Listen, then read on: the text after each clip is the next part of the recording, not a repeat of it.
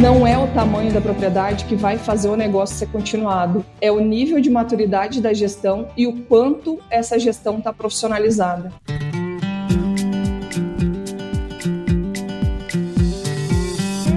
Meu povo, tudo bem com vocês? Aqui é a Lígia Pedrini, estamos começando mais um episódio do Agro em Pauta, aqui fazendo parte da família AgroResenha. E nessa semana eu tô aqui com a Marielle Biff, que é diretora da AgriGen Consultoria. Seja bem-vindo, Mari. Oi, Lígia, obrigada. É um prazer estar aqui e falar de um assunto tão importante para as famílias do nosso agro. Show, muito obrigada por participar. E pessoal, você que tá aí do outro lado nos ouvindo, saiba que aqui no Agro em Pauta a prosa é livre e a pauta é definida sempre pensando nos assuntos importantes para o produtor rural e para a sociedade como um todo. Então, quer aprender alguma coisa nova hoje? Quer se informar mais sobre o agro? Então aguenta aí que já a gente volta.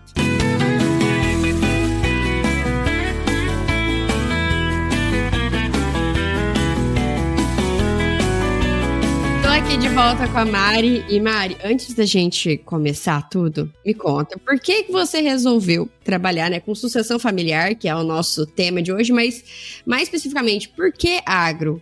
Qual é a sua ligação com agro? Bom, eu sou agro desde sempre, né? Eu sou filha e neta de produtores rurais. Nasci no Paraná, meu pai era um pequeno produtor, junto com meu avô e com os demais irmãos, e depois, ao longo, como muitos processos também, a sucessão aconteceu de uma maneira mais dolorosa. Hoje meu pai não está mais na atividade, e eu sempre tive o agro muito vivo, né, dentro da minha casa, das minhas lembranças. Comecei a trabalhar muito cedo e sempre também ligada ao setor. Fui gerente da carteira rural de uma instituição financeira, e aí depois disso eu comecei a perceber que os produtores tinham bastante dificuldade naquela época ainda, né, lá em 2004, 2005, de organizarem as documentações. Era tudo muito mais difícil, a gente tinha muito menos tecnologia também, as coisas eram mais morosas, e eu percebi, né, me formei em administração e agronegócio, percebi que tinha aí uma possibilidade de fazer um trabalho, de empreender de fato. E aí foi por isso que eu escolhi a sucessão, que é algo que eu acho que veio até como um propósito e um legado mesmo da história da minha família, de tentar fazer com que outras famílias não sofram vivenciando esse processo. E aí tô há 14 anos trabalhando com isso e muito feliz e realizada. E pro pessoal que tá chegando agora, que não entende muito bem esse termo, explica pro pessoal o que é a sucessão familiar, porque a gente escuta todo mundo falar sobre sucessão. Ah, já fez sucessão lá na sua fazenda? Como é que tá esse processo e tudo mais? Então, acho que vale a pena a gente dar um significado pro pessoal entender. A sucessão, ela tem alguns critérios. Quando a gente fala sucessão em si, a gente está falando da transferência da gestão e do patrimônio. Muitas vezes ainda as famílias entendem a sucessão como a divisão do patrimônio, a organização patrimonial, né? Fazer todos esses arranjos. Mas eu falo que a sucessão ela vai muito além disso, não é só transferir patrimônio, é transferir conhecimento também. É realmente preparar a nova geração e caminhar em conjunto para que no futuro as cadeiras possam ser ocupadas por quem chegou depois. Eu acho que esse é um contexto que a gente fala muito. Hoje também tem um termo, né, que tem sido muito usado, e eu quero até fazer uma ressalva aqui, de querer mudar a sucessão para continuidade. E eu falo que às vezes a gente quer apaziguar, trazer de uma maneira mais sutil, né, os termos, para que realmente as pessoas entendam a importância de continuar o legado também, né, não só de dividir o patrimônio, de organizar, reorganizar, enfim. Mas eu acho que as famílias, de maneira geral, Lígia, elas precisam estar maduras para entender que a sucessão ela vai acontecer. Às vezes ela vai acontecer no momento certo, quando as famílias estão maduras, preparadas, o negócio profissionalizado, mas infelizmente às vezes acontece quando alguém vem a faltar, às vezes muito novo ou adoecer. Então é um processo que a gente precisa falar, seja no termo continuidade ou seja no termo sucessão também. Todo mundo vai passar por isso. Ninguém está livre de passar por um processo sucessório, né? Porque geralmente o que o agricultor faz? Olha para a história das nossas fazendas. Tem fazenda aí que está na família 3, 4, 5 gerações. Então, se a gente não tem um processo sucessório, mínimo que seja, a chance disso se perder, desse legado ser deixado para trás, é muito grande, né? Então, pensando assim, se você pudesse organizar na cabeça de uma pessoa, qual seria o primeiro passo pra gente iniciar o processo de sucessão? Tipo, ó, tá todo mundo vivo, tá todo mundo bem de saúde, mas a gente precisa conversar disso daqui, colocar esse tema na mesa e começar a dar sequência nesse plano. O primeiro passo é alinhar a expectativa, é conversar de fato, é entender se a sucessão vai acontecer, se vai acontecer uma cisão, se realmente os filhos têm afinidade para trabalhar em sociedade e depois talvez para uma terceira geração, se os netos, né, daí a gente estaria num consórcio de primos, também têm afinidade para trabalhar em conjunto. Eu acho que esse é o primeiro passo para definir as próximas etapas. Então, entender onde é que a família quer estar daqui 10, 15, 20 anos, se vai querer continuar em conjunto, se cada um vai querer seguir no seu núcleo. Então, a gente está falando de olhares diferentes para o mesmo patrimônio. Depois disso, né, fazendo esse alinhamento, que às vezes essa conversa nem acontece, viu, Lígia? Fica numa expectativa dos pais e os filhos numa expectativa dos pais chamarem, e isso não se desenrola, né, e se alonga por muitos anos. Então, acho que esse primeiro momento é dialogar, comunicar expectativas. Segundo passo, depois disso, não existe sucessão se não houver profissionalização do negócio. Então, assim, quando a gente fala, nós viemos, você mencionou até, a gente tem histórico de propriedades que estão na terceira, quarta, quinta geração. Obrigatoriamente, elas precisam se profissionalizar, principalmente com regras de conduta entre família e negócio, os acordos de sociedade, os protocolos, porque ao passo que as gerações vão atravessando, a família também vai crescendo e ela vai mudando de perfil, né? São gerações muito diferentes, nasceram em momentos diferentes, fazem gestão de uma maneira muito diferente. Então isso também tem que ser colocado no papel, porque senão a gente não consegue chegar num objetivo comum também a longo prazo. Como é importante a gente começar a organizar as coisas dentro de casa. Porque senão você fala, não, eu vou passar para o meu filho. Tá, para quem você deve? Não sei, tem que escrever num papel, ou tem na minha cabeça, ou algo do tipo. Tá, de quem você compra? Quais são os seus fornecedores? Você não tem isso. Então, acho que é um outro passo. Pra gente conseguir ter uma sucessão, a gente tem que ter uma gestão instaurada, né? Totalmente. Por isso que eu falei, o processo de profissionalização, ele tá linkado a todas as esferas de processos, de pessoas, de tecnologia e de tomada de decisão. Então, assim, quem decide, qual é a alçada dessa pessoa, quanto ela decide, por que ela decide. Tem um termo que eu uso muito até nas palestras e a gente também usa nas consultorias, Lígia, que a gente fala muito de inventário de bens quando a pessoa morre. E eu falo que a gente tem que fazer um inventário do negócio. Exatamente isso que você falou. Quais são as expectativas da família? Por que a gente escolhe comprar a máquina A ao invés da máquina B? É preço, é qualidade, é serviço, enfim. Para quem eu devo? Onde eu tenho dinheiro aplicado? Quais são as minhas senhas? Quais são as contas que eu tenho? Todas essas informações são extremamente importantes, porque caso venha a acontecer, por mais que ninguém queira, a vida é finita, né? E a gente tem que entender que quanto mais preparado a gente deixa o nosso negócio, maior chance ele tem de ser continuado com qualidade. Então, fazer esse inventário, né? A gente chama de inventário do negócio, com todas as informações possíveis. Eu brinco até, eu falo que eu uso muito isso com as mulheres, principalmente, porque eu falo, todo mundo quer ser amigo de viúva rica, né? Quando morre o marido, por exemplo, chega alguém que quer colocar preço no arrendamento, quer colocar preço na área, fala que tá ali na lavoura, não vai nem dar conta de colher. Então, assim, ainda vem com esse histórico também pesado, principalmente para com as mulheres, e eu acho que todo esse conhecimento, ele capacita a colocar uma pessoa apta para tomar a decisão caso aconteça alguma coisa. Talvez você não esteja no operacional, mas se você faz parte do negócio como um todo, seja como herdeira, seja como sucessora, né, sejam os filhos, os netos, enfim, a gente tem que ter esse histórico para que ninguém também queira levar vantagem no momento de dor. Isso de você falou de ter as senhas, de ter isso, gente, é muito importante.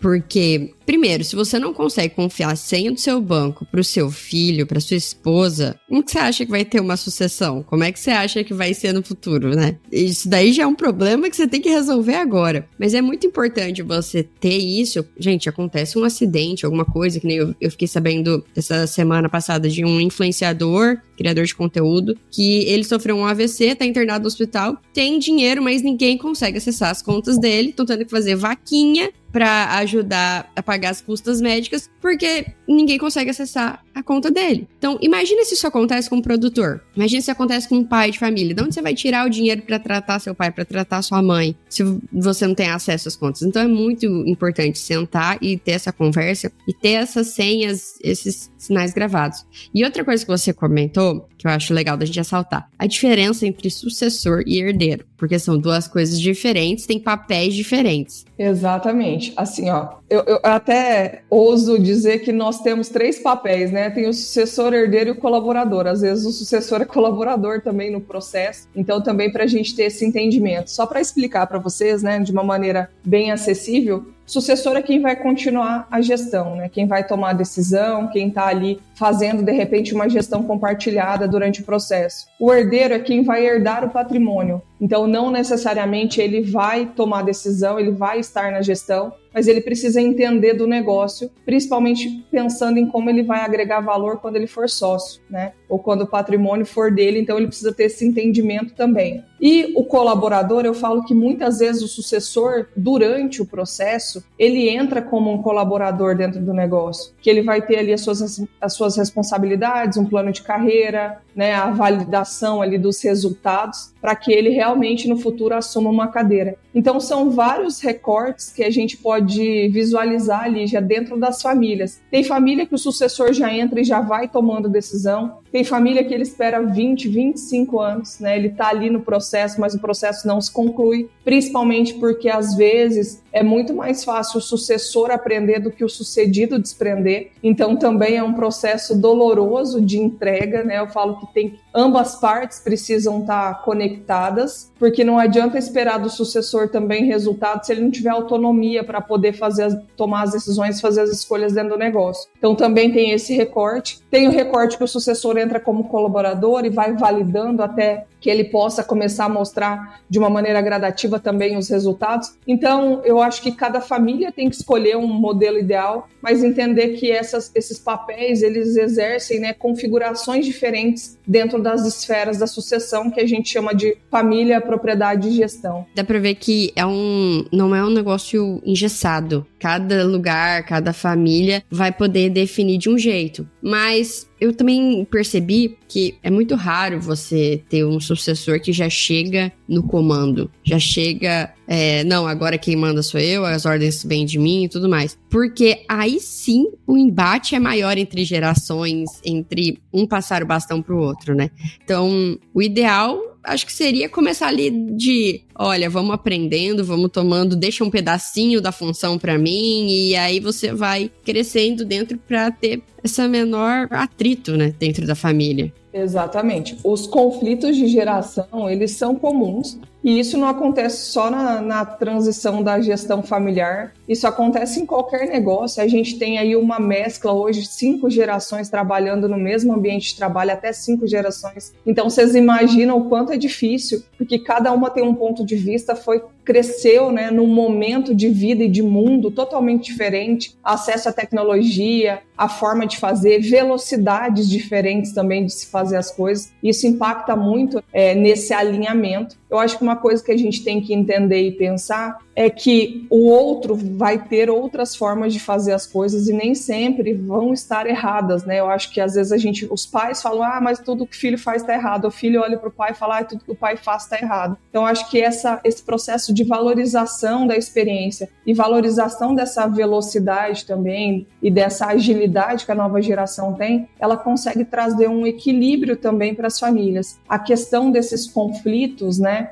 e de entrar querendo mandar, a sucessão, ela fere muito o ego, né? Porque ela alcança um lugar que é o sentimento de utilidade de quem construiu o negócio, de quem construiu o legado. Então eu sempre gosto de falar para as pessoas virarem a cadeira e realmente entenderem o outro lado. É muito difícil a gente desprender de algo que a gente dedicou também vida, tempo, às vezes abdicou da família, de passeios, de usufruir do dinheiro, das coisas, para construir um patrimônio. E eu acho que a fórmula, Lígia, olhando para todas as mesclas também que existem dentro das famílias, é realmente a gente ter humildade, principalmente quem está começando, de entender que precisa ter profundidade para tomar decisão, e isso a gente adquire experimentando as coisas com o tempo, e que as coisas não acontecem da noite para o dia, como um negócio não foi construído da noite para o dia, o processo também demora. E você falou uma coisa muito interessante, né? Começar pequeno, começa testando uma pequena área, começa organizando, tomando pequenas decisões e vai fazendo isso bem feito para ir construindo uma reputação também dentro do negócio. E eu acho que uma coisa que funciona legal também, né, nesse processo, é sempre dividir a tomada de decisão E uma coisa que eu falo muito para os filhos, principalmente, né, para a geração que está entrando, às vezes até a geração dos netos, sobrinhos, enfim, é que muitas vezes no começo a gente vai ter que fazer muitas coisas que a gente não gostaria e que a gente não quer fazer, né? Geralmente a gente começa pegando de outra pessoa o que ela também não gosta. Ela vai entregar o que para ela incomoda ou o que ela não quer mais fazer. Mas isso faz parte do processo de aprendizado. E essa construção a longo prazo também, ela vai entregar muito resultado para ambas partes e para o negócio, que é o objetivo comum de todas as gerações também. E isso que você falou de, vai pegar uma coisa que você não gosta, gente, é trabalho. A gente, por mais que você faça, que nem eu sou agrônoma, toco aqui as coisas da família, gosto da parte técnica, gosto da coisa operacional, tem algumas coisas que não são legais de fazer, mas faz parte do trabalho. E eu acho que isso daí é uma das coisas que talvez a nova geração tá tendo um pouco de dificuldade de entender. Que tem algumas coisas que são chatinhas de fazer? São, mas são necessárias e fazem parte do trabalho. A gente nem sempre vai conseguir fazer só o que a gente gosta e nesse processo, né? E falando de não fazer o que a gente, nem sempre o que a gente gosta, tem o sentar e conversar. Porque tem família que é muito difícil de sentar e conversar sem dar uma briga. Então, eu até ia te perguntar, vocês fazem essa intermediação? Tipo, vamos sentar aqui a família, vamos ouvir, vamos estruturar pra poder ser uma pessoa ali à parte que vai ouvir e poder falar? Totalmente. Inclusive, é a primeira coisa que a gente faz, senão nada funciona. Lígia, a gente tem 2 eixos, né, no processo, fora as esferas. A gente tem o eixo emocional e o eixo estrutural. Se o eixo emocional não tiver lapidado e não tiver maduro, não adianta ter estrutura, porque a família vai brigar para desfazer, não vai respeitar a ordem, não vai respeitar os acordos. Então, a gente precisa fazer essa organização. Nós temos no escritório um leque de profissionais, né, inclusive psicólogas, para poder fazer esse meio de campo. E a gente não começa a consultoria com a consultoria agora, né? Depois de muitos anos aí, nós fomos desenhando até chegar num cenário que seria muito mais produtivo tanto para nós de entrega quanto para as famílias de receber isso. Então, nós capacitamos a família primeiro, que a gente coloca todo mundo no mesmo nível de entendimento, que senão também não adianta. Se eu falar de um protocolo familiar ou de uma política de empregabilidade familiar ou de gestão de pessoas para uma família que não tem entendimento, ela não vai enxergar valor nisso e ela não vai se comprometer em praticar o que foi acordado. Então, primeira coisa, a gente faz esse nivelamento. E esse nivelamento, ele passa tanto pelo processo de capacitação da família, quanto pelo alinhamento das expectativas, que é o que eu falei que a gente tem que fazer primeiro, né, quando você me perguntou. Ouvir cada um individual, ouvir todo mundo em grupo, colocar tudo na mesa e colocar em pratos limpos, como a gente fala. Depois disso, a família vai para um diagnóstico, que é uma análise mais aprofundada do negócio, entendendo onde ela precisa melhorar, qual é o ranking que ela está de pontuação dentro dos critérios de governança, de gestão, da parte ambiental, de todas as estruturas que compõem o negócio, a parte de processo, tributário, patrimonial, enfim. Então a gente ranqueia, né? A gente faz um diagnóstico e entrega para a família, que muitas vezes a família não precisa da consultoria naquele primeiro momento, ela precisa digerir, amadurecer primeiro, enxergar o negócio de uma maneira sistêmica, tirar os interesses individuais, começar a olhar mais para o coletivo e aí sim depois começar o processo de profissionalização. Então eu acho que isso também vem muito a respeitar o momento da família, o tempo de cada um também para adquirir, para entender o processo e aí de fato fazer um trabalho que seja um trabalho eficiente e que possa ser muito útil e aplicável também dentro das estruturas.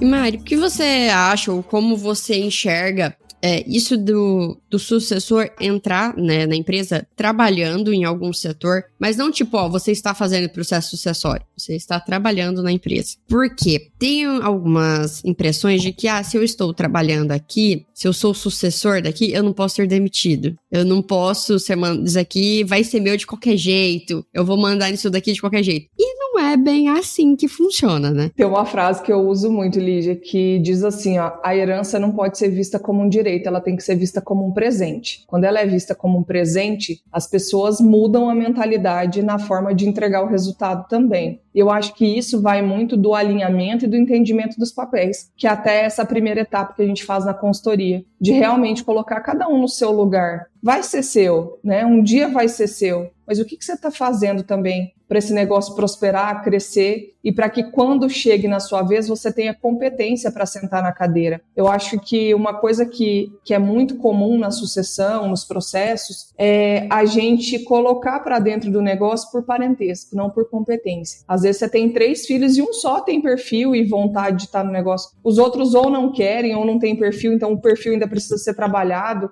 Mas eu acho que quando não tem vontade aí é um problema seríssimo, então é melhor não pôr mesmo dentro do negócio. Mas quem estiver no negócio tem que entender que existe um processo. Isso também passa por uma organização até de um plano de aposentadoria. Porque quando você entrar no negócio, se você tiver claro quando seu pai e sua mãe vão se aposentar ou vão sair da operação, facilita muito para você se programar para isso também. Como é que vai ser essa remuneração dos fundadores lá depois da aposentadoria? Ah, vai ser arrendamento, não, vai ganhar distribuição de lucro, arrendamento e mais todas as despesas. Enfim, isso são critérios que precisam ser definidos para dar segurança para quem está saindo e para dar estabilidade para quem está entrando. E aí respeitar realmente esse tempo. Eu acho que isso é uma grande virada de chave quando a gente olha para a estrutura dessa forma e entende também que às vezes no processo você vai sim trabalhar como colaborador até você criar bagagem e ir se aperfeiçoando. E no momento oportuno, acho que isso também sendo bem alinhado, aí vai começar a participar, de repente, de um comitê, de um conselho deliberativo para tomada de decisão e vai fazendo isso ser uma crescente até chegar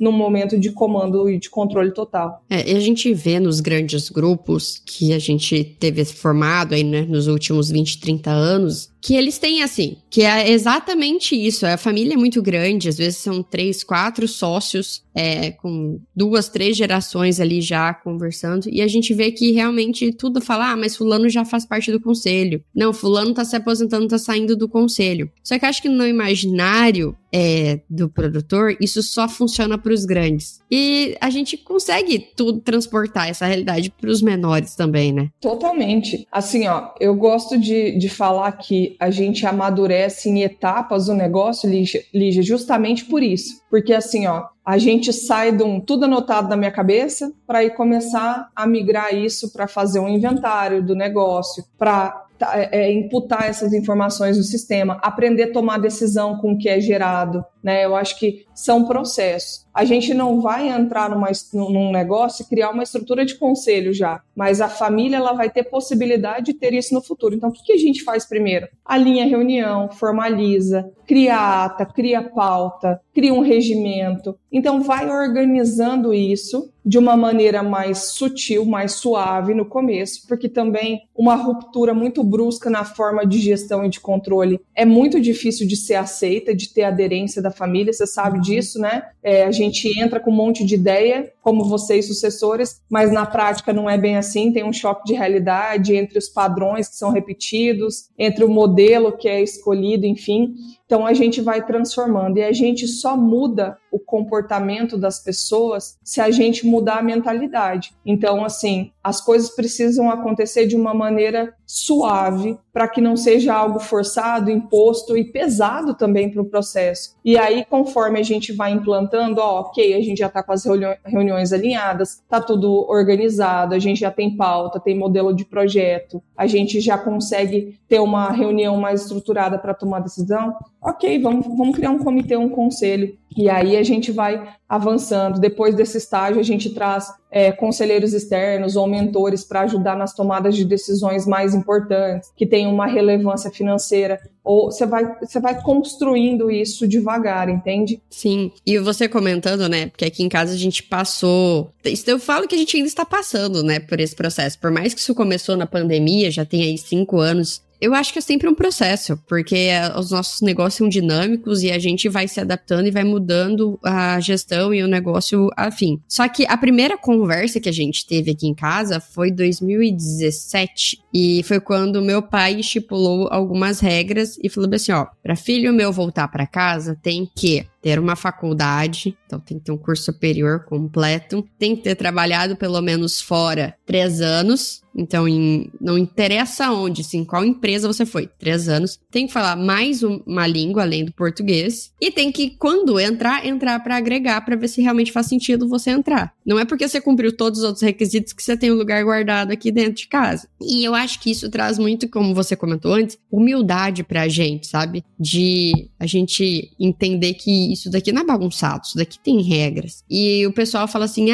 vocês estipularam essas regras como? Numa holding? Porque tem isso daí também, né? O pessoal pensa em sucessão, já pensa em holding. Depois eu quero até que você explica como que uma pode complementar a outra. Mas eu falei, não, foi realmente isso, a gente sentar, conversar e pra gente ver como que vai ser, né, pra trabalhar lá no futuro juntos. Então, até continuando, você vê essas regras sendo estipuladas dentro das famílias, com os produtores, assim, dessa forma livre, ou realmente já vai pra uma empresa, bota numa ata, vamos escrever, vamos deixar isso daqui bonitinho? Eu volto a te dizer o que eu falei antes, que a estrutura... A parte emocional, ela antecede a estrutura. Então, os primeiros alinhamentos, eles precisam ser feitos, sejam os acordos verbais entre a família, sejam os acordos protocolados, como um protocolo familiar, uma estrutura um pouco mais organizada, algum regimento, né, até de conselho, de comitê de tomada de decisão. A holding, eu até vou fazer aqui um adendo, né, que eu acho que virou uma febre no Brasil e todo mundo começou a vender como se fosse solução de blindagem patrimonial. Primeiro, blindagem patrimonial não existe, né? Acho que esse é o primeiro ponto a ser falado. O segundo ponto é que você pode colocar o que você quiser no papel. O papel aceita tudo, a família não aceita. Então, primeiro tem que estar alinhado também, porque senão não adianta nada. Outra questão é que tudo que é vendido massificado não serve para todo mundo, né? Eu falo que as estruturas são um sapato que não cabe em todos os pés. A holding, ela faz parte de um arranjo, de uma escolha, de uma estrutura patrimonial, né?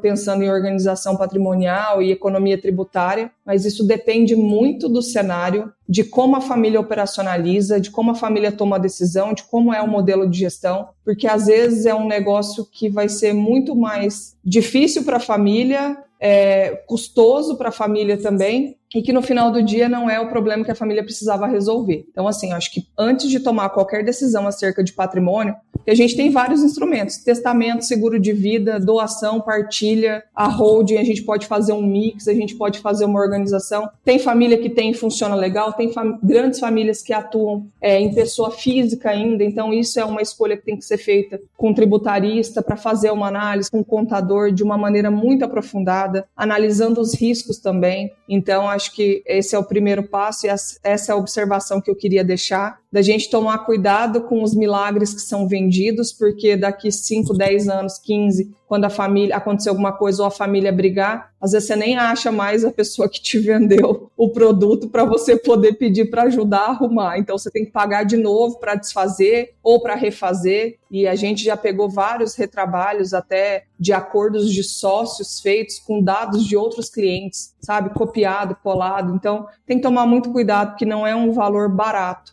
E tem que ser um trabalho feito com muita seriedade. Então, por isso que a análise precisa passar por todo esse processo que eu te falei, né? Não simplesmente ir lá e falar, não, nós vamos fazer a partir de hoje, isso é regra. Quando a família tem intenção, Lígia, de melhorar e de profissionalizar, vocês podem colocar numa folha de sulfite e assinar que as coisas vão funcionar. Então, também tem que ter esse entendimento. E eu queria só fazer um ganchinho de algo que você me falou antes, e eu acho que eu acabei não complementando, da questão das estruturas serem só para grandes grupos, né? De serem visualizadas para grandes produtores. Eu queria dizer que, assim, não é o tamanho da propriedade que vai fazer o negócio ser continuado. É o nível de maturidade da gestão e o quanto essa gestão está profissionalizada. Então, você pode ter 5.000 hectares e ter um negócio desorganizado em processo, em acordos, em tudo que vocês forem fazer. Você pode ter um negócio de 500 hectares extremamente eficiente e organizado. Então, qualquer tamanho, seja 10 alqueires, 10 hectares, qualquer tamanho precisa pensar na profissionalização, principalmente porque o mercado oscila muito, a gente tem margens muito variáveis e tudo que a gente colocar na ponta do lápis e tudo que a gente conversar e alinhar é dinheiro a menos que a gente perde escorrendo pelos dedos. Então, acho que a gente tem que pensar nisso de uma maneira geral. Eu falo que o produtor ainda, ele tem um olhar focado na sucessão, muito no patrimônio, na sucessão. Eu organizei, agora eu posso morrer. Eu falo, gente, pelo amor de Deus, você tem que organizar e pensar, agora eu posso desfrutar, posso viver, posso aposentar.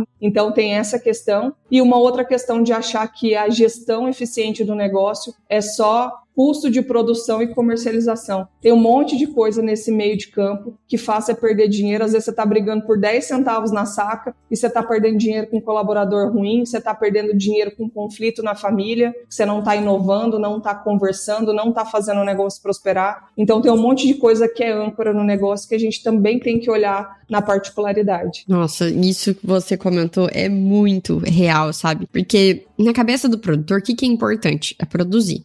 Isso daí é a primeira coisa, foi o desafio do Cerrado por muitos anos. O que a gente precisa? A gente precisa melhorar o solo, a gente precisa produzir, tem que adubar mais. Aí entra nas minúcias. E aí, quando você vê na gestão de pessoas, isso vai ficando, sabe, vai perdendo. E gestão de pessoas também é gestão de pessoas da família. Também é essa gestão da família. E a gente vê, assim, se perde no detalhe. Você acha que a gente tá tendo um movimento agora que as margens estão apertando e que tá ficando mais difícil produzir, assim, na verdade, produzir não. Produzir a gente produz muito bem, mas tá mais difícil ter lucro. Você tá vendo esse movimento de que o pessoal tá afiando o machado, tá trazendo mais gente pra conversa, tá falando de assuntos que não falava antes? Eu acho que são várias coisas que aconteceram em conjunto, sabe, Lígia? Primeiro, a nova geração entrando com outro olhar. A geração anterior é uma geração muito apegada ao patrimônio. Então, é uma geração que trabalha mesmo quando não está dando resultado. É muito amor e muita dedicação e construção. A geração mais nova é uma geração que olha resultado também e gosta de apurar resultado. Eu vejo assim, eu sou extremamente a favor dos negócios serem continuados e é para isso que eu trabalho. E para que as famílias continuem em conjunto,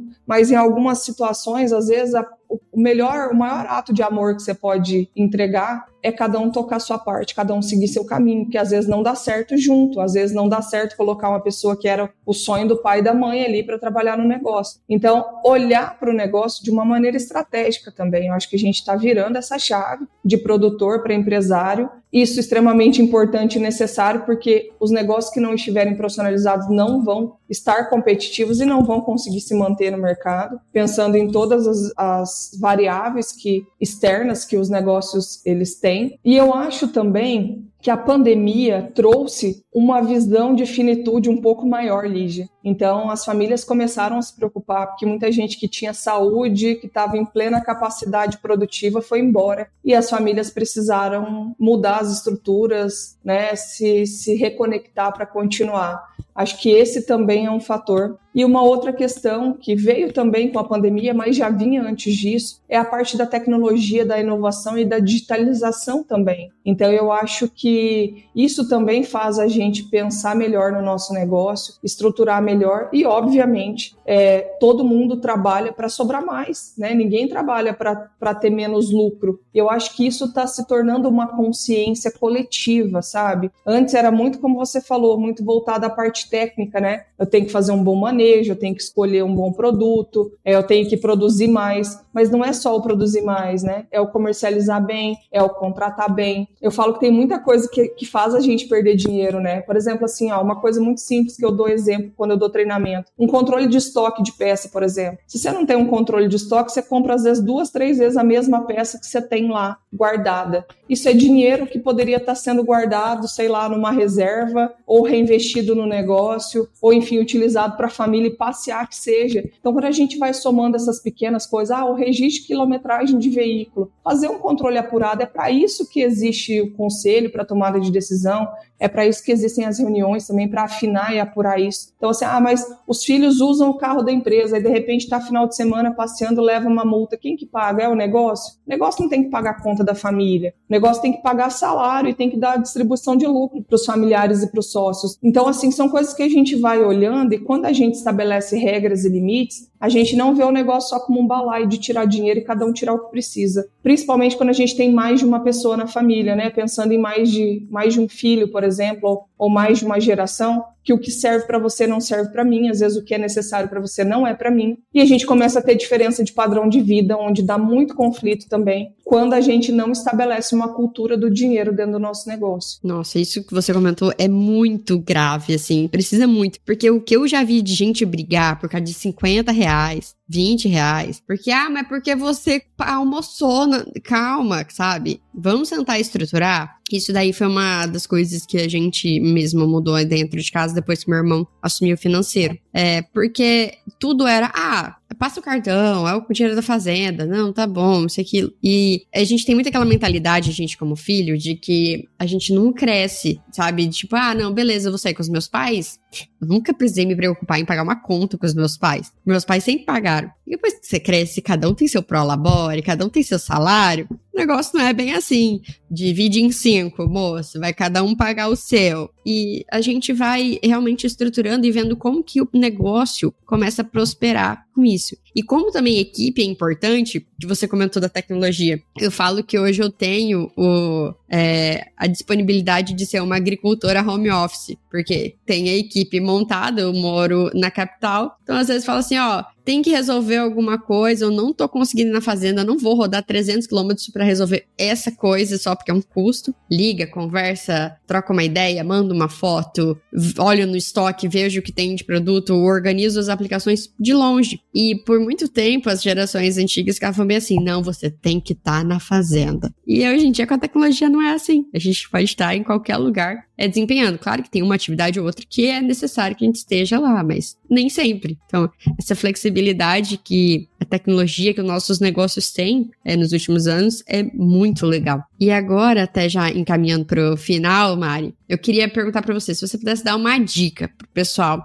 que quer realmente passar por esse processo e falar, olha, tá na hora, preciso organizar isso, tá sendo um problema, meus filhos estão crescendo, estão casando e eu preciso organizar como vai ser a função de cada um aqui dentro de casa. Qual dica você daria? Bom, eu acho que eu vou um pouquinho antes ainda do exemplo que você deu, né? Não espero os filhos começarem a casar para pensar nisso, né? Pensem antes, comecem a pensar nos filhos pequenos, porque o tempo passa muito rápido. E algumas escolhas, principalmente acerca de patrimônio, pensando em regime de bens, também são importantes para olhar para o negócio e para a família, tá? Eu falo que não existe segurança para tudo, né? Hoje em dia é muito falado, casa em separação total de bens. Fala, ok, para divórcio funciona, mas para morte não. Então, mas a gente pode olhar e ter algumas ferramentas que ajudam a gente a ter um negócio mais estruturado e ter menos interferência externa caso aconteça alguma coisa, né? E pensando nos contextos, porque a gente nunca sabe os cenários da vida, né, Lígia? Às vezes a gente casa com alguém que vai dar certo pro resto da vida e uma pessoa que vai contribuir para o negócio, mas o contrário também é verdadeiro. Então, a gente tem que tomar cuidado também para não se desfazer um patrimônio que foi construído aí para ser entregue para uma outra geração, para os filhos, para os netos e para ser continuado. Uma outra questão também para a família se preocupar é que o negócio tem que crescer à medida que a família cresce. A gente tem um estudo da Price que diz que as empresas familiares precisam crescer cerca de 10% a cada 3 ou 4 anos para manter também esse equilíbrio entre o crescimento da família. Alinhar as expectativas, como eu já falei, isso é extremamente importante. Comecem capacitando a família. Não adianta a gente chegar e falar para uma família que você tem que casar, que seria uma orientação, casar num regime, ou fazer uma doação, um testamento, ou um seguro de vida, se a família não tem entendimento disso, que ela não vai enxergar valor e não vai enxergar aplicabilidade. Então, quando você explica com bons profissionais, no detalhe, quais são os riscos de cada escolha, quais são os benefícios de cada escolha, isso ajuda a família a ir formando o repertório para que lá na frente, quando a consultoria for ser implementada e todas as ferramentas de governança em conjunto, a família tenha maturidade e conhecimento para fazer a melhor escolha. A gente só escolhe bem quando a gente escolhe o que a gente conhece. Então, acho que essa seria a minha dica, é a dica mais importante de realmente fazer esses alinhamentos, porque muita coisa cai por terra, sabe? As dores, as mágoas, quando a gente alinha, quando a gente profissionaliza, e facilita muito para quem está entrando, porque quando quem está entrando já entra com regra, a gente tem uma possibilidade de diminuir muito a partir dos conflitos familiares durante o processo também. Legal que você comentou, porque é uma regra que você está estabelecendo agora, mas vai perpetuar. Ela pode ter uma alteração ou outra de acordo com as gerações, mas ela é para se perpetuar, né? Não é para ser um negócio provisório, para ser um negócio que vai e aí para as próximas gerações para realmente continuar o negócio.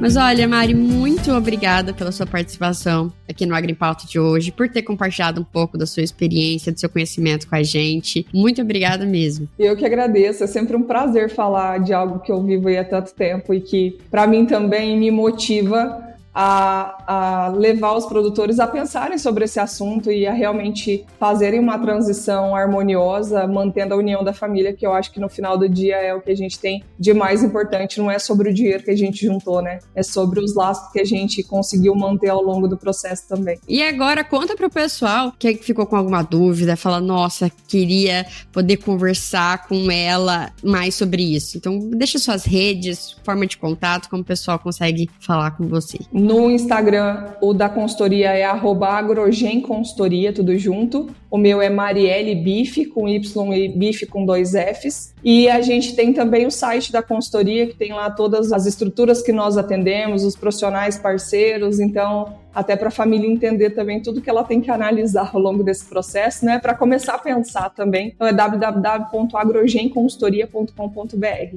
Show de bola, pessoal. E para vocês que estão meio perdidos, não conseguiram anotar, não se preocupem porque tá aqui na descrição do vídeo, tá bom? Então, pessoal, é isso. Obrigada por ouvir até aqui. E não se esqueçam que toda semana a gente tem um programa novinho aqui para vocês no Agro em Pauta. E para não perder, assinem o podcast. Então, a gente tá aí no Apple Podcast, no Spotify. Vocês podem acompanhar a gente. Acompanhe também os outros podcasts da casa. A gente tem o Agro Resenha, que é o primeiro podcast do agronegócio brasileiro. O Baseado em Fatos Rurais, que é o primeiro podcast de storytelling, ele te conta histórias sobre o agro, olha só que legal. O Brasil que Produz, que é uma série itinerante da Agro Resenha, que visita fazendas, visita os produtores e tá disponível também no YouTube. E o AgriTech, para ficar por dentro de tudo que envolve a tecnologia do nosso agro. Então sigam também as nossas redes, se você tiver alguma sugestão de pauta, pode mandar na minha DM, @LigiaPedrini, ou no Instagram do Agro em Pauta, porque agora temos o Instagram, @AgroEmPautaPodcast. E só para lembrar, nunca, jamais apostem contra o agro. É isso, pessoal, até mais.